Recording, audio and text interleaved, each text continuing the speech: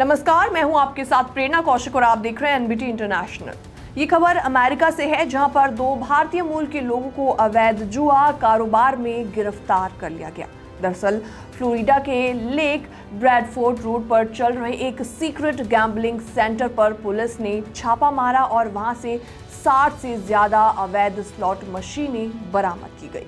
और इस पूरी रेड में 48 साल के रजनीकांत पटेल और 27 साल के प्रभाष भाई रावल को गिरफ्तार कर लिया गया। आपको बता दें, ये दोनों भारतीय मूल के रहने वाले हैं। अब आपके मन में ये सवाल आ रहा होगा कि आखिर कैसे ये पूरा खुलासा किया गया।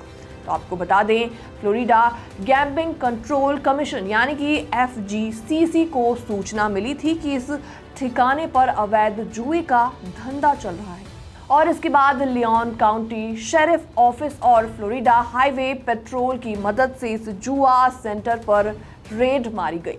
और इस दौरान पुलिस को 64 अवैध स्लॉट मशीनें, जुए से जुड़ी बिजनेस लेजर बुक्स और $20,000 यानी कि इंडियन करेंसी के हिसाब से 16 लाख से ज्यादा रुपए कैश बरामद हुए। दोनों भारतीय मूल के आरोपियों पर अवैध जुआ घर चलाने और 64 अवैध स्लॉट मशीनें रखने के कुल 65 मामले के केस दर्ज किए गए हैं।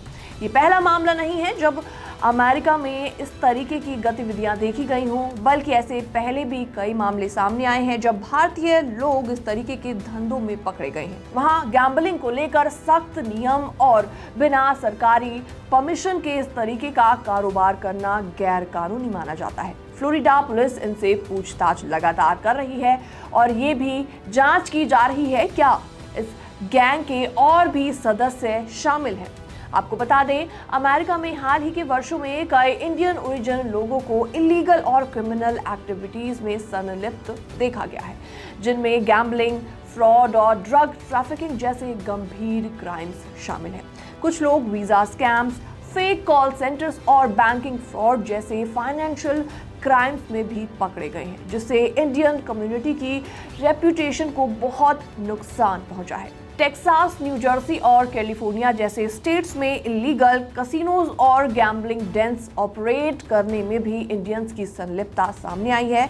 इसके अलावा कई इंडियन स्टूडेंट्स को वीजा वॉयलेशन और फेक यूनिवर्सिटी एडमिशन के मामलों में भी अरेस्ट किया जा चुका है। हाल ही में कुछ इंडियन डॉक्टर्स और बिजनेसमैन पर मेडिकेयर फ्रॉड और टैक्स इन्वेजन के चार्जेस भी लगे हैं, जिससे लॉ एनफोर्समेंट एजेंसियां और भी ज्यादा अलर्ट हो गई हैं। हालांकि इंडियन कम्युनिटी की बड़ी संख्या ईमानदारी से काम कर रही है, लेकिन कुछ लोगों की इलीगल एक्टिविटीज के कारण पूरे कम्युनिटी, पूरे समुदाय की इमेज बहुत ज्यादा खराब हो गई है। फिलहाल आपको क्या लगता है कि विदेश में जाकर भारतीय मूल के लोग इस तरीके की एक्टिविटीज में आखिर क्यों इतने संलिप्त पाए जाते हैं? आप भी हमें अपनी राय कमेंट सेक्शन के माध्यम से देना ना भूलें। बाकी वर्ल्ड से जुड़ी छोटी और बड़ी खबरें देखने के लिए बने रहिए एनबीटी इंटरनेशनल के साथ।